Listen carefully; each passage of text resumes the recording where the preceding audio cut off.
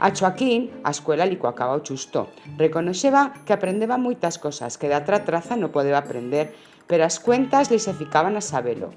De todas as trazas sapeba que tal a escuela teneba que ir, que si quereba estar bella cosa nesta vida, y era unha obligación, y era como minchar. Asinas que marchaba goyoso todos os días a veller aos suyos compañeros e ao suyo maestro.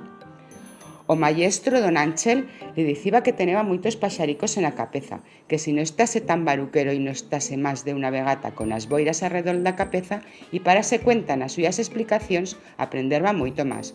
Pero bueno, isto a Xoaquín non le afeutaba guaire. Er continuaba con os suyos presís de explorador, conqueridor, libertador.